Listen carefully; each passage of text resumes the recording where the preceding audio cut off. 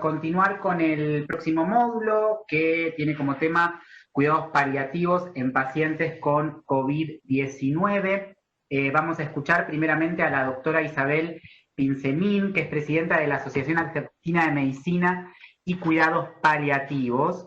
Y su presentación va a tratar sobre bioética en la pandemia de COVID-19. Ahí la veo a Isabel, ¿nos escuchás?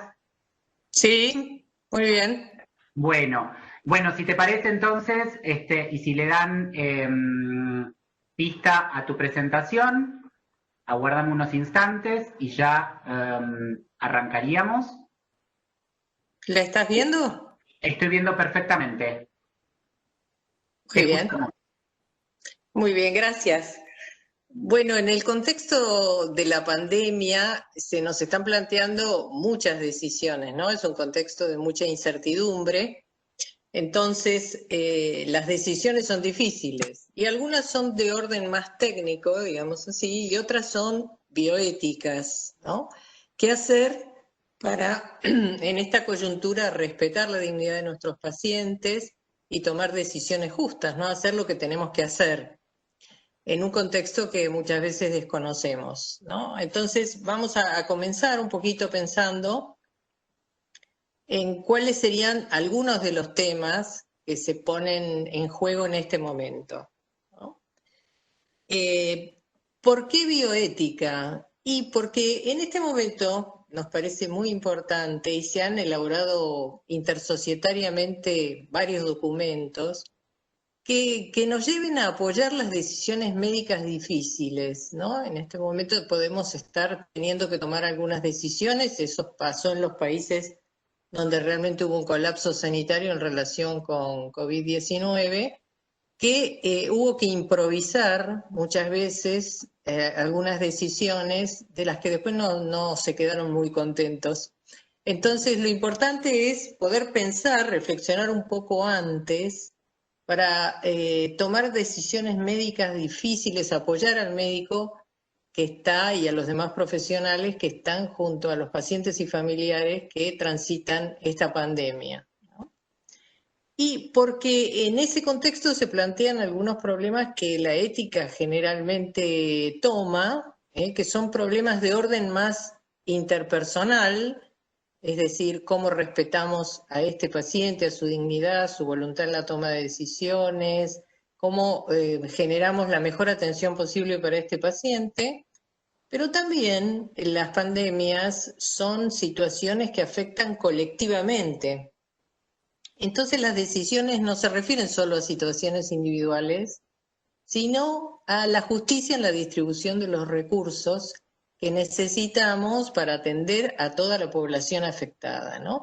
Esta cuestión de los recursos, tanto humanos como técnicos, recursos materiales, el acceso que las personas puedan tener a esos recursos, se convierte también en un problema bioético. Por otro lado, hay un tercer aspecto que me gustaría marcar también, que es la cuestión del cuidado de los profesionales de la salud, ¿no? Su protección, sus condiciones saludables de trabajo, su cuidado psicológico, porque sabemos que es muy demandante la situación de atención en la pandemia, que también tiene sus reclamos bioéticos. Vamos a ver un poquito la cuestión de la asignación justa de los recursos, ¿no? Cuando pensamos en los pacientes COVID, tenemos que tener en cuenta que una de las cuestiones que más se pusieron en juego es la cuestión del triage, ¿no es cierto? ¿Cómo clasificamos a nuestros pacientes para ver cuál es la atención más adecuada para cada uno de ellos, ¿no? Ustedes saben que se ha hecho una clasificación que se utiliza habitualmente en 4 tipos de pacientes con distinto tipo de prioridad en relación con el uso de algunos recursos. Tenemos los pacientes de prioridad 1, que son aquellos pacientes que tienen indicado un ingreso a UTI porque están críticos, porque están inestables y requieren esa atención y se van a beneficiar con esa atención. Unos pacientes que llamamos de prioridad 2, que serían los pacientes que asignaríamos a cuidados intermedios, que habitualmente necesitan una monitorización intensiva, pero que tal vez no necesitan ser respirados, por ejemplo, no necesitan ventilación invasiva. Y pacientes que llamamos del grupo 3 que también están inestables y críticos, pero que tal vez tienen una enfermedad de base con pocas probabilidades de recuperación, pensemos por ejemplo en un cáncer muy avanzado, y a los que algunos tratamientos de soporte vital no les serían útiles en este momento de su enfermedad, ¿no? Y estaríamos pensando en tomar decisiones de limitación del esfuerzo terapéutico en este grupo 3. Y un grupo 4 que como es de bajo riesgo en realidad tendría un beneficio mínimo en relación con la enfermedad, ¿no? Con el COVID-19 en este momento, ¿no? O que estuviera en una situación de terminalidad tan avanzada que realmente no se beneficiaría nada, ¿no? Ahora, desde el punto de vista ético, es muy importante en relación con la sociedad que el mensaje sea verdaderamente transparente, que los criterios con los que se asignan a esos recursos sean transparentes, esté claro que se tiene en cuenta básicamente la situación clínica del paciente, pero su dignidad, y que no haya otros criterios que estén enturbiando la asignación de los recursos, como puede ser la edad, por ejemplo. Saben que en los países que han tenido más enfermos por la epidemia, en este momento tienen una situación bastante crítica en relación con las familias de los pacientes que han muerto, a veces cuando los criterios han sido muy rígidos en relación con la edad, no considerando la situación clínica, o criterios de valoración social o discapacidad, ¿no? Estos criterios de asignación de recursos tienen que ser realmente muy transparentes. Y los criterios de asignación deben ser técnicos, científicos y médicos para que se puedan integrar con los criterios éticos adecuadamente. Otro de los temas muy importantes que han surgido en relación con la ética tiene que ver con pacientes COVID-19 o no COVID-19, ya veremos un poquito esto, que son esos pacientes que llamamos 3 y 4, por ejemplo, que no serían pacientes a los que se les asigna un recurso de terapia intensiva, pero que no pueden quedar sin atención, ¿no? Una cosa es que no sean, digamos, que no sea factible darles este tratamiento por su condición clínica, y otra cosa es que no podamos prever que sí van a ser atendidos adecuadamente. Y acá es muchas veces donde surge la cuestión de los cuidados paliativos.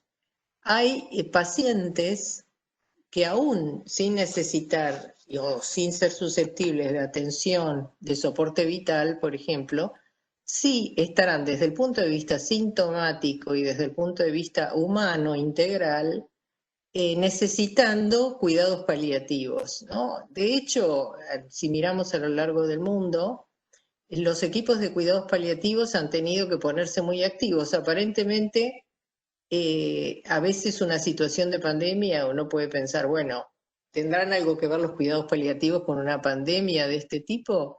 Y uno ve que sí, en relación con todos aquellos pacientes que muchas veces necesitan otro tipo de atención distinta de la atención, digamos, más intensiva, ¿no? Entonces hay que prever desde el punto de vista de los sistemas de salud cómo va a ser la atención de estos pacientes, que son muchos y que no pueden quedar fuera de la atención médica y del ejercicio de su derecho a ser atendidos como corresponde. Otros aspectos que tienen que ver con la actuación de los equipos interdisciplinarios, pero también con la ética, tiene que ver con, mirando un poquito la experiencia de los países más afectados por la pandemia, las dificultades que han tenido, digamos, los equipos de salud en la comunicación con los pacientes. ¿Por qué motivo? Bueno, toda la situación de protección personal que debe tener el profesional de la salud, y que debe ser así, la urgencia de los casos, el hecho de estar sobrepasado, digamos, por la situación, muchas veces ha impedido que se haga una comunicación con pacientes y familias como debe ser. Es decir, cada vez sabemos que en medicina vamos en un camino de tomar decisiones más compartidas con nuestros pacientes. Y esas decisiones compartidas requieren una etapa de información muy importante. El paciente, si lo desea, debe saber en qué situación se encuentra, la familia también, y a veces este simple, digamos, procedimiento de comunicación en la urgencia se deja de lado y realmente dificulta muchísimo la atención del paciente en el transcurso de la enfermedad. Y todos hemos oído decir, y lo hemos visto en muchas partes, que esta situación de aislamiento, de soledad, ha influido también en todo el desarrollo de las situaciones que tienen que ver con el acompañamiento de los enfermos en el final de la vida, ¿no? Muchos pacientes han muerto solos, muchos pacientes han estado fuera de todo posible acompañamiento en esa etapa, y sí vemos con gusto que muchas instituciones de salud han podido resolver de distintas maneras este problema cuando vieron la dificultad realmente que significaba para pacientes y familias, ¿verdad?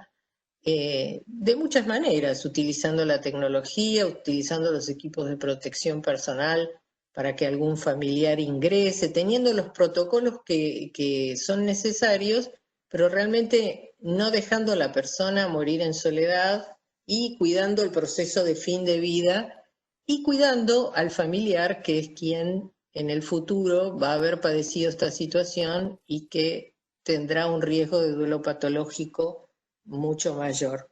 Por lo tanto, ese aspecto de atención integral nos parece un aspecto fundamental a tener en cuenta desde el punto de vista ético. Desde el punto de vista de los profesionales de salud, también hay una cuestión ética en relación con el derecho que tienen a ser cuidados en esta situación, no solo cuidados porque no se contagien, porque eso nadie lo puede garantizar totalmente, pero sí tener los cuidados que se necesitan, como la atención psicológica en relación con la situación que están pasando. Sí, queremos decir que una de las problemáticas que afecta también éticamente a los pacientes son todos aquellos pacientes, como se decía recién. Por ejemplo, veíamos un alto impacto en la disminución de las consultas de asesoramiento, ¿verdad? Muchos de los pacientes que no son COVID-19 en este momento están teniendo graves riesgos para su salud. Saben que en Argentina se estudió un aumento de la mortalidad cardiovascular en estos meses, porque realmente, por un lado, tal vez los recursos de las instituciones se dedican casi exclusivamente a COVID. Por otro lado, las personas también tienen miedo de llegar hasta las instituciones de salud y por lo tanto no consultan a tiempo, ¿no? Entonces tenemos problemas, como veníamos diciendo, que tienen que ver con el paciente y su familia, problemas que tienen que ver con la asignación de recursos, y son situaciones que es conveniente pensar desde el punto de vista ético y técnico antes de transitar los peores momentos del COVID. Gracias. Muchas gracias, Isabel. Súper interesante el tema y a veces poco revisado, la verdad. Así que, la verdad, muy interesante tu presentación. Gracias. A vos. Bueno, para continuar, vamos a pasar ahora al abordaje psicosocial en pacientes con COVID-19. Esta presentación va a estar a cargo de la licenciada Marisa Medina, que es docente del área psicosocial del Programa Nacional de Cuidados Paliativos del Instituto Nacional del Cáncer. Bueno, buenas tardes a todos, gracias por la invitación.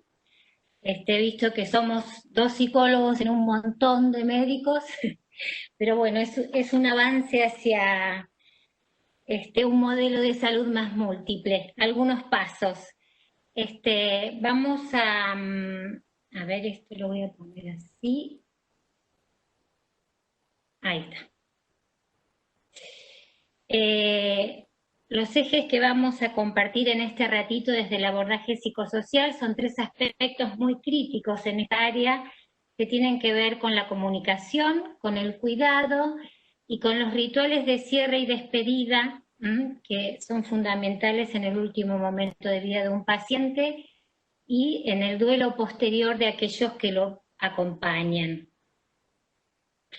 En este contexto de pandemia, estamos asistiendo, creo que por primera vez o una de las pocas veces, tanto pacientes como equipos de salud en un mismo barco, viviendo la situación en un mismo momento, a cambios significativos en nuestras experiencias, en lo cotidiano, en el trabajo, en nuestras relaciones. Y bueno, y no es excluyente esto para la experiencia de enfermar y de cuidar, lo que tiene que ver con la forma de morir y de despedir a nuestros seres queridos. Estas 2 últimas cuestiones muy atravesadas por los cambios, especialmente en el contexto del aislamiento social.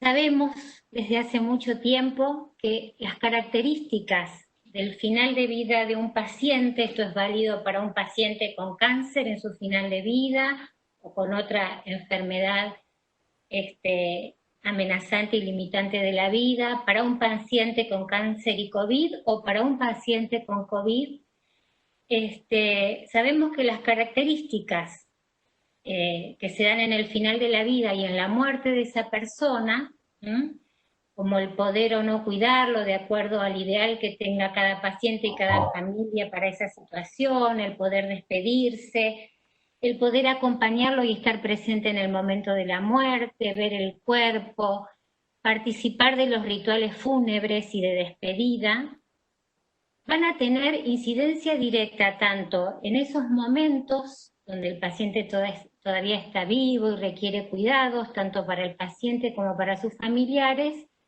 y también en el proceso posterior de duelo. Estamos temiendo por todas estas características potenciales duelos complicados, duelos que no siguen su proceso esperable o normal, precisamente por la incidencia de estas cuestiones en estos procesos. A ver, ¿qué es lo que proponemos desde lo psicosocial? Las necesidades de cuidado, de cercanía, de acompañamiento siguen intactas en este contexto. Pero bueno, se ven por el aislamiento y por ciertas restricciones, se ven modificadas y en algunos casos están ausentes o no se permiten. Entonces, con respecto a la comunicación, un punto muy importante, como decía hace un ratito Isabel, estamos en un tiempo de mucha incertidumbre.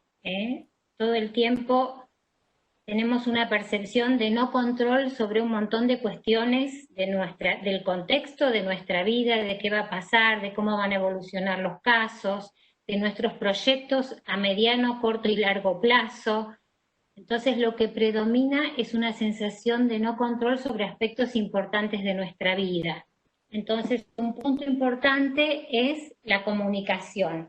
La comunicación con el paciente, teniendo en cuenta lo que necesita, teniendo en cuenta su demanda, explorar qué es lo que le pasa, qué es lo que siente con respecto a la situación que atraviesa, darle información sobre lo que está pasando si así lo requiere, y lo mismo con la familia. A la familia la tenemos que cuidar desde la información. También contarle qué es lo que está pasando con su familiar, cuál es la situación, cuáles son los procesos. Sabemos que un adecuado proceso de comunicación favorece una mayor percepción de control de las situaciones y eso es un elemento que está asociado sí o sí al alivio del sufrimiento, porque disminuye la impotencia, disminuye la incertidumbre y tenemos la sensación de que podemos hacer algo sobre esa realidad que tenemos enfrente. Y en el área de comunicación, otro tema muy importante es instalar este tema de lo que está sucediendo, instalarlo con el paciente, instalarlo en los equipos, instalarlo con las familias, explorar qué les pasa, qué necesitan, qué suscita todo esto en cada uno de ellos.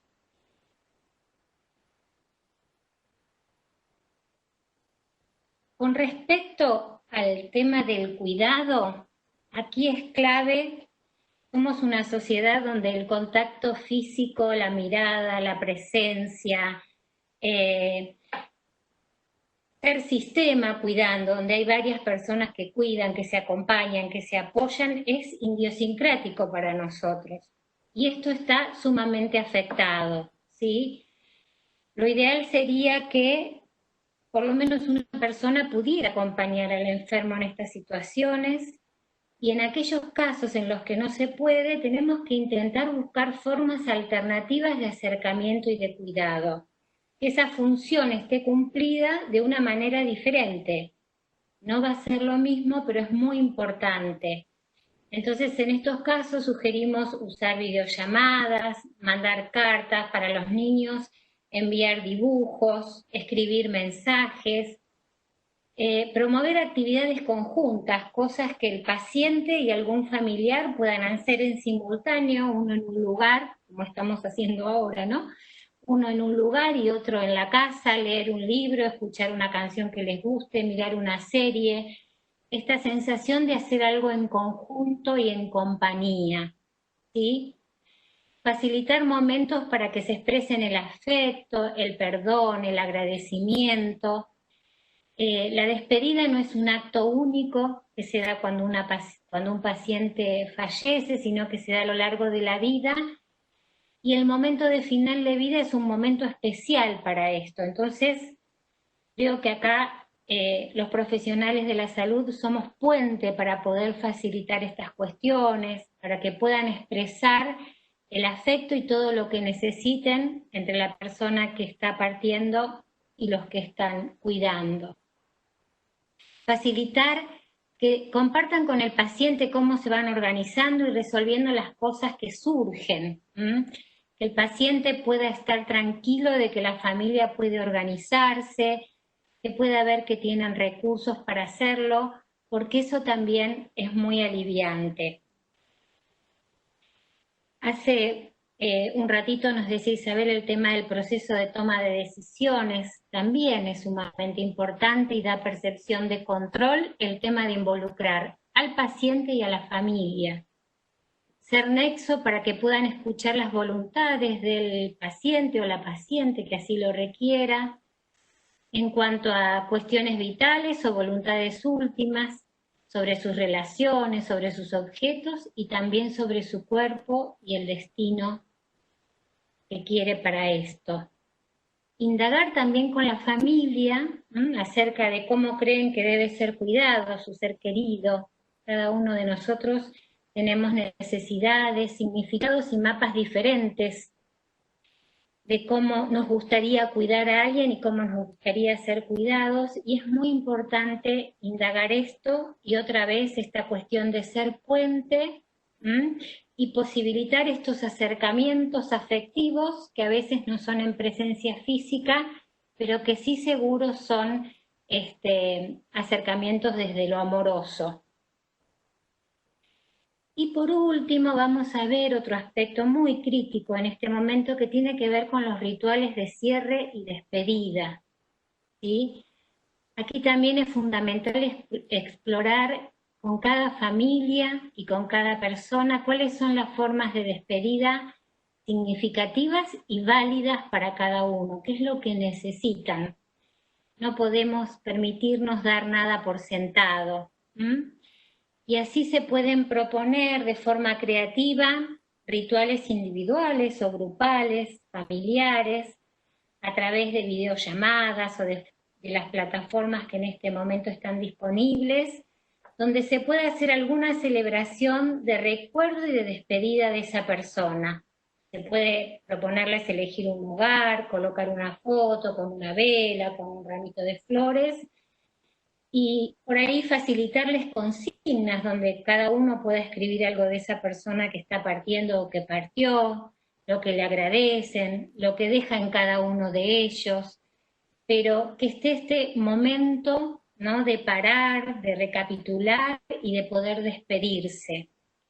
Es muy importante en esta instancia incluir a los niños y niñas, a los ancianos, a las personas discapacitadas.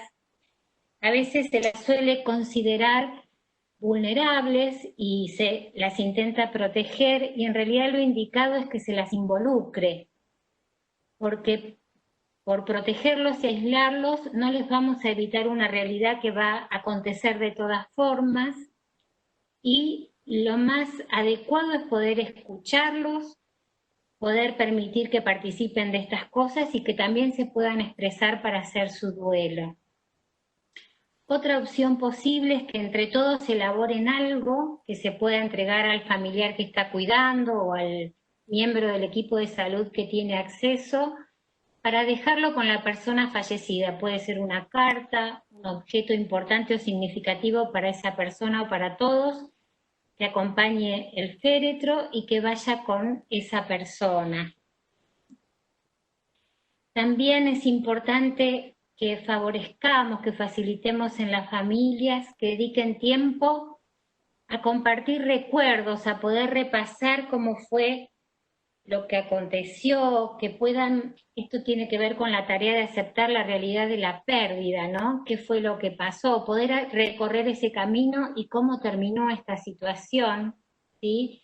Compartir recuerdos, fotografías, recorriendo la vida de la persona, cómo fue el último momento. Se les puede sugerir grabar un video o relato que pueda ser también compartido, difundido. Esto tiene que ver también con la cuestión social de los ritos. Los ritos tienen un componente comunitario que validan lo que está pasando, que el resto de la gente es testigo de esto que sucede, este cambio en nuestras vidas, entonces también este aspecto tiene que estar considerado. A veces se suele transmitir en tiempo real la despedida en la funeraria. Y otra posibilidad es pensar en un segundo ritual para cuando estén dadas las condiciones de presencia, que aunque no esté el cuerpo, pero bueno, se puede pensar y construir un segundo ritual de despedida que también va a tener esta función de poder, ayudar en la aceptación de lo que se perdió y también en la manifestación de las emociones que eso trae. En concreto se trata de posibilitar de alguna forma el cuidado, el acercamiento y los rituales. El ritual de despedida y el ritual funerario marca el pasaje de nuestro ser querido de la vida a la muerte. Es el rito, como otros tantos en nuestra vida, que inaugura la pérdida definitiva de esa persona que a lo largo de la enfermedad la hemos ido perdiendo de a poco, pero que con su muerte la pérdida es definitiva, y también inaugura el proceso de duelo, de elaboración de esa pérdida. Por eso es tan necesario para nuestro psiquismo, y de alguna manera tiene que estar presente. Como les decía hace un ratito, es un ritual que facilita la expresión del dolor y también tiene una función de reafirmar el vínculo con la comunidad que valida lo que nos está pasando, que nos brinda apoyo y contención como valores de algo que también atravesamos en grupo. Bueno, muchas gracias. Muchísimas gracias, Marisa. Súper interesante poder abordar la dimensión subjetiva e intrasubjetiva de la pandemia, que también es un costado poco revisado. Así que te agradecemos mucho la participación. A vos. Para continuar entonces con este tercer módulo, vamos a dar paso a la última presentación, que va a estar a cargo de la doctora Mariela Bertolino y el doctor Nicolás Davidovich. Ambos están a cargo del Programa Nacional de Cuidados Paliativos del Instituto Nacional del Cáncer, y Nicolás y Mariela nos van a hablar sobre control de síntomas físicos en pacientes con COVID-19. Nico, Mariela, ¿están ahí? ¿Me escuchan?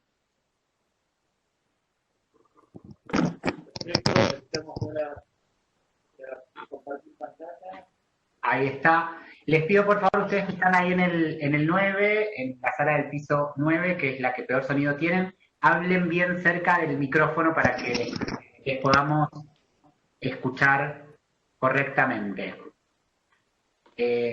Ahí. ¿Sí nos escuchan?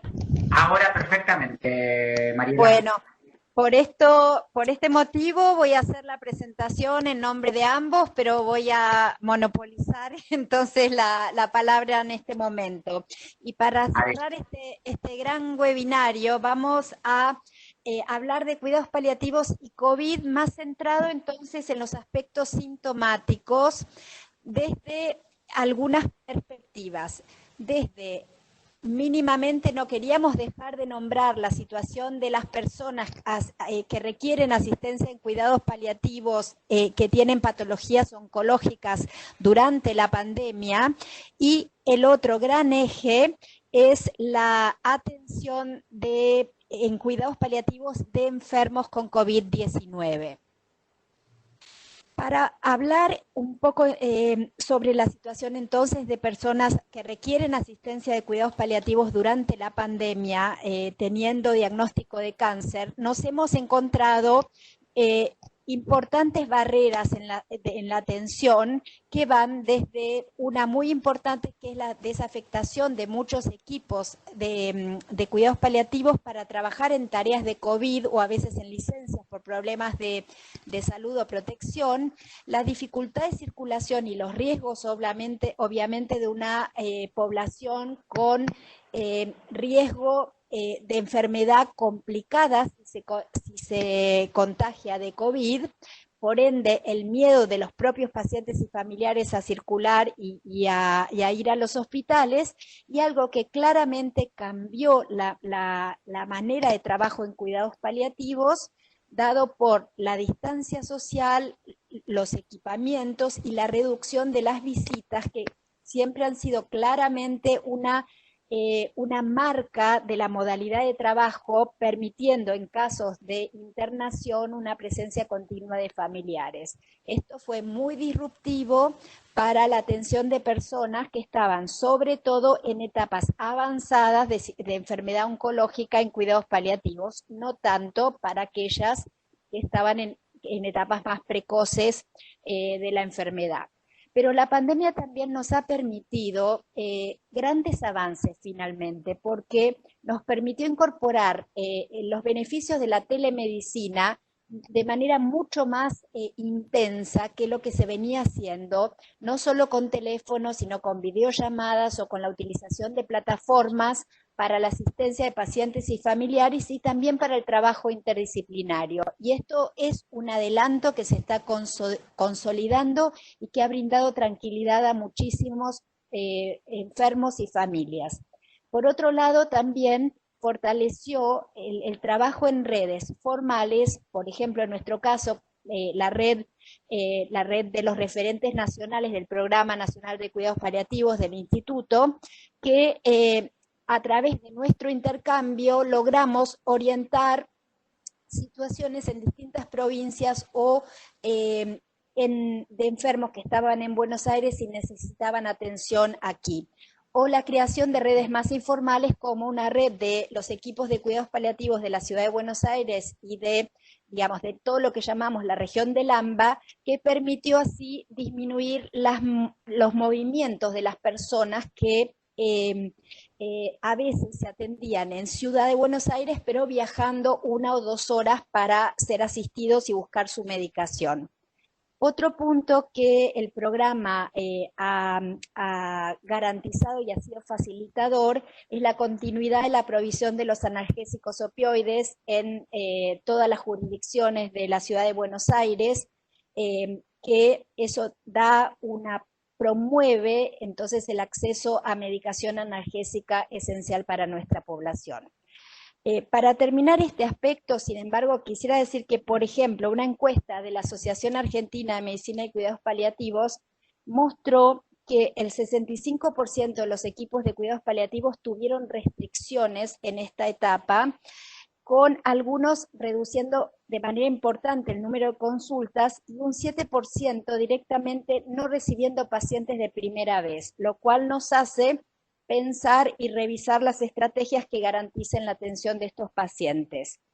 Y casi la mitad, 46% de los encuestados, no fue consultado dentro de sus instituciones sobre qué políticas adaptar para mejorar y garantizar la atención. Así que son algunos de los conceptos que queríamos compartir relacionados con el impacto de la pandemia en la atención en cuidados paliativos en pacientes con cáncer u otras enfermedades avanzadas no oncológicas. ¿Y qué pasó con la situación de las personas con COVID-19? Obviamente, ya nuestras dos colegas presentaron aspectos desde la bioética y toma de decisiones, desde la comunicación y comprensión psicológica de pacientes y familias, y ahora nos vamos a centrar en algunos aspectos del manejo sintomático de algunos de los principales síntomas de enfermos con COVID-19, remarcando que la intervención de cuidados paliativos puede ser en pacientes con COVID leve, con COVID moderado, con COVID grave o crítico. Y desde el punto de vista físico siempre se tratará de minimizar que la administración sea lo más sencilla posible para evitar contacto con riesgo para los profesionales de la salud. Entonces, en aquellos casos en que no se puede priorizar la vía oral, la administración de por vía parenteral subcutánea continua o endovenosa continua con bomba es lo recomendado y elegido. Ahora vamos a elegir dos síntomas para desarrollar en el día de hoy, y uno es el síntoma disnea, que era el síntoma más temido originalmente, pero finalmente se ha visto que la percepción de la disnea es menor que en pacientes oncológicos. Todavía no podemos tener explicaciones fisiopatológicas claras, pero a pesar de tener alteraciones radiológicas o gasométricas muy graves, las personas tienen menor percepción de falta de aire que en otras enfermedades, lo cual esto es tranquilizador. Lo que también se ha visto es que la utilización como tratamiento sintomático para la percepción en aquellos que tengan disnea moderada a severa, con bajas dosis de morfina responden bien. Y estas bajas dosis son muy bajas dosis. Esto es una dosis de inicio, tal vez de titular 1 o 2,5 miligramos, subcutáneo o endovenoso, y después mantener con 1 o 2 ampollas o máximo 3 por día. Muchos enfermos solo una ampolla por día, y esto es infrecuente, por ejemplo, comparando con la disnea en cáncer. Siempre se permiten rescates en personas que tienen disnea como en dolor, y se van a ajustar las dosis en función de la respuesta o el número de rescates recibidos. Para pacientes que tengan insuficiencia renal moderada o severa, se utilizará predominantemente fentanilo o se reducen las dosis de morfina. También vamos a usar, por supuesto, como adyuvante la dexametasona, que también se usa para toda la tormenta de citoquinas que hay en COVID, y si hay ansiedad asociada, benzodiazepinas sublinguales o subcutáneas o endovenosas, lorazepam y midazolam, generalmente a dosis bajas también. Estas van a quedar las dosis en las presentaciones. Para cuando se usan opioides siempre se va a prevenir náuseas y constipación, y aquí quedan las dosis, y el concepto que queremos dejar es que siempre hay que indicar laxantes aún en estas personas. Otra de las situaciones que nos interesaba desarrollar, otro de los complejos sindromáticos, es el síndrome confusional agudo o delirium, que es una complicación que sí se da en una frecuencia importante en pacientes con COVID y generalmente con COVID moderado o grave, y nos habla de una situación clínica de seriedad y que está relacionada con una alta probabilidad de mortalidad a corto plazo.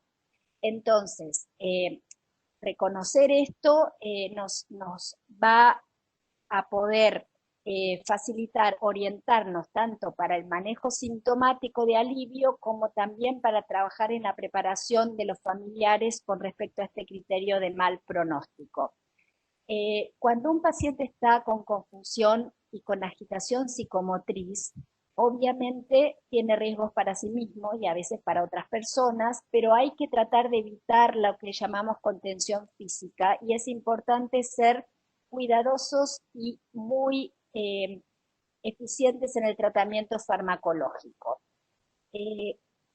Resaltamos la importancia de la explicación a los familiares de este cuadro, porque también el paciente que tal vez en un momento podía hablar bien, de golpe va a estar hablando de manera no coherente, o por momentos no va a poder hablar, o por momentos va a ser una sobreexpresión del sufrimiento, y esto puede preocupar enormemente a los familiares.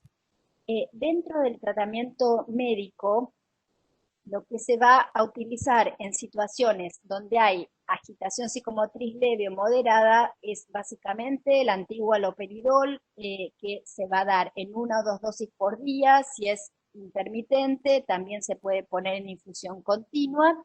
Y en función, síntoma leve, dosis bajas, 1 miligramo cada 12 u 8 horas, moderado, un poquito más altas, 2,5 cada 8 o 12 horas, con los rescates correspondientes hasta titular. Si no mejora o si la agitación psicomotriz es importante, vamos a requerir la indicación de neurolépticos más sedativos como clorpromacina o levomepromacina, y estas se van a tener que dar de manera parenteral también.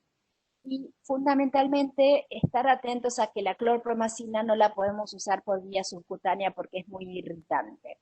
La levomepromacina se puede usar por ambas vías, y ahí vamos a dejar lo que son las dosis de inicio, generalmente las de mantenimiento, y siempre nos manejamos con la posibilidad de dosis de rescates como para el dolor, disnea o en este caso la agitación psicomotriz del delirium, o si hubiera alucinaciones en este contexto. Están las dosis máximas de ambos fármacos de 300 miligramos días, y en algunos pacientes es necesario también usar o asociar lorazepam parenteral, subcutáneo o endovenoso. En caso de que el delirium sea refractario, vamos a pasar al desarrollo de la terapia de sedación paliativa que veremos ahora. La terapia de sedación paliativa, y con estos conceptos vamos a terminar, tiene la intención de aliviar un enfermo con síntomas refractarios a todos los tratamientos probados previamente y trabajados con una mirada de expertos e interdisciplinaria. Entonces, en líneas generales, el fármaco que se utiliza es el midazolam por la acción rápida y corta, porque se puede usar por vía subcutánea o endovenosa, y tiene una manera de utilizarse dando una inducción a pequeñas dosis cada 5 minutos, de 2,5 a 5 miligramos, y luego hacer una dosis de mantenimiento en bomba de infusión continua de preferencia, y manejarse también, obviamente, con rescates para tener el ajuste en casos de leves modificaciones de la actividad psicomotora. Cuando la dosis de midazolam no es suficiente, muchas veces asociamos a levomepromacina o clorpromacina, y cuando ya tenemos dosis muy altas, como más de 200 miligramos, si tuviéramos, además de esta asociación de 2 medicamentos, se puede utilizar el fenobarbital en dosis de 50, 100 cada 12 u 8 horas, y en algunos casos, pero es más raro en COVID, la indicación de propofol. En estas situaciones aconsejamos el trabajar con la orientación o la participación de equipos de cuidados paliativos o de anestesia para estas decisiones. Y cuando decidimos hacer la terapia de sedación paliativa en un paciente que consideramos que no es transitoria, sino que es definitiva en el contexto de los últimos días de vida, es muy importante mirar todo el tratamiento y tratar de solo mantener los fármacos que son útiles, como por ejemplo la morfina para tratar disnea, la iosina si hay secreciones, y suspender aquellos fármacos que ya en este momento son fútiles, como antibióticos, heparina. Entonces es importante hacer una evaluación racional de todo esto. Una terapéutica de sedación paliativa requiere un monitoreo, garantizar que estamos con un nivel adecuado de sedación, el mínimo profundo, el mínimo necesario, y monitoreado con escalas como la de RAS. Y todo esto se deja constancia en la historia clínica. Se trabaja muy bien en comunicación también con los enfermeros para que se entienda el sentido de esta decisión y el pronóstico. Y volvemos a decir que la comunicación con la familia es fundamental, tratando de ofrecer disponibilidad de los equipos y validar las emociones que emergen en un contexto tan delicado. Y promover, como dijo Marisa, todas las modalidades de despedida familiar. Así que para terminar, la terapia de sedación paliativa debe darse siempre en el marco de una deliberación y una reflexión compartida de equipo ante síntomas intolerables y refractarios, y el objetivo, recordamos, es aliviar un sufrimiento entonces intolerable en el contexto de la muerte cercana y no evitable. Situaciones de este tipo en cuidados paliativos son frecuentes, y por eso el Programa Nacional tiene una línea de contacto telefónico para todo el país, donde la doctora Carolina Bonsaber atiende y orienta a profesionales médicos sobre o toma decisiones o aspectos terapéuticos o acompañamiento de profesionales que tal vez no están en posibilidad de trabajar en equipo. Así que los invitamos a llamar lo que sea necesario, y con esto terminamos, y les agradecemos a todos la participación y al Instituto la creación de este webinario. Muchas gracias. Muchísimas gracias, Mariela, y bueno, también gracias a Nico que te estuvo acompañando ahí. Bueno, esta era la tercera presentación del tercer módulo, la última presentación de este webinar.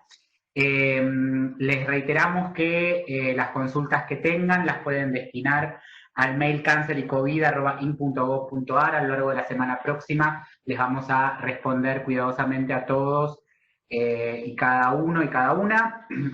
También les pedimos que al momento de solicitar el certificado de asistencia también se tomen unos minutos para completar un breve cuestionario que va a ser de carácter anónimo, que va a ser enviado por este mismo mail que les acabo de dar, y las respuestas están destinadas a poder evaluar la organización y el contenido de las presentaciones del webinar, con la finalidad de, bueno, de poder mejorar para próximas experiencias.